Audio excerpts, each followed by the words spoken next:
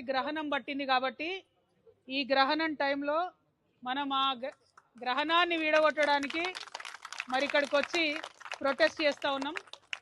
ఎందుకంటే మనం జనం బాటలో భాగంగా అనేక కంప్లైంట్లు ఇచ్చున్నాం హైడ్రాకి పెద్దవాళ్ళ మీద. కుత్బులాపూర్లో పోయి పేదవాళ్ళ ఇండ్లు గులగొట్టిరు. నిన్నటికి నిన్న ఖమ్మంలో వెలుగుమట్లలో పోయి పేదవాళ్ళ ఇండ్లు గులగొట్టిరు. మూసీ నది చుట్టుపక్కల కూడా పేదవాళ్ళ ఇండ్లు గులగొట్టిరు.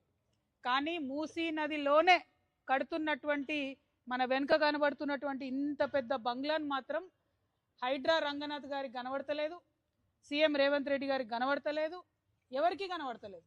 మీకు కనబడుతుందా లేదా?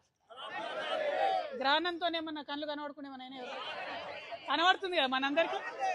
మరి ఎందుకు హైడ్రా కనబడతలేదు? ఇది అది ఇవాళ హైడ్రా రంగనాథ్ గారిని నేను ఫోన్ చేసిన, కలెక్టర్ కాన్ఫరెన్స్లో ఉన్నా అని మెసేజ్ పెట్టిరు. నేను మా జాగృతి నాయకులను అడుగుతున్నా, రంగనాథ్ గారు బుల్డోజర్ తీసుకొచ్చే వరకు మనం ఇడు ఉందామా? పక్క ముచ్చట్నా? మళ్ళా మాట తప్పుతారా? అంతేనా? సో అప్పుడు ఎప్పుడు కమిషనర్ గారు కాల్ చేసినా కూడా అప్పుడు బుల్డోజర్ తీసుకొని రమ్మని చెప్తాం. ఇక్కడనే ఉంటాం బుల్డోజర్ తీసుకొని వచ్చేంత వరకు. ఎందుకంటే మనం మన జనం బాటలో 4 నుంచి 5 పెద్ద పెద్ద ఇట్లాంటి బిల్డింగ్లే నదులను చెరువులను కబ్జా చేసిన ఇచ్చినాం. రంగనాథ్ గురు కూడా యాక్షన్ తీసుకుంటా అన్నారు. ఎక్కడ యాక్షన్ తీసుకోలే. యాక్షన్ ఎక్కడ తీసుకున్నారు? ఖమ్మంలో వెలుగుమట్లలో 600 మంది పేద ప్రజలను అక్రమంగా భూదాన్ ల్యాండ్లకి వెళ్ళి తీసి బయటేసారు. ఖచ్చితంగా ఖమ్మం కూడా పోతాం ఒకరోజు. కానీ ఇవాళ ఇక్కడ మూసీ నదిలో ఆ పక్కన మధు పార్క్ రిడ్జ్ అనేటటువంటి మధ్యతరగతి వాళ్ళు కట్టుకున్నటువంటి అపార్ట్మెంట్స్ ఉన్నాయి. ఆ అపార్ట్మెంట్ కట్టి 20 ఏళ్ళు అయింది.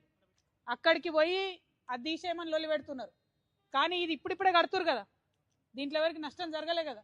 మరి ఇప్పుడిప్పుడే మూసి నదిలో కడుతుంటే ఎందుకు దీన్ని ముట్టుకుంటలేరు?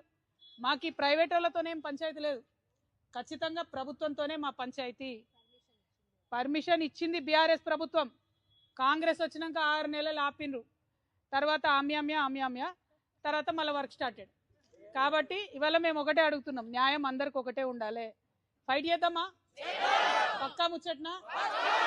పక్కా. జై తెలంగాణ, జై తెలంగాణ.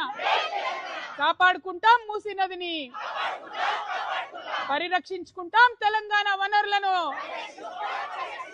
జై తెలంగాణ, జై జాగృతి, జై జాగృతి, జై తెలంగాణ.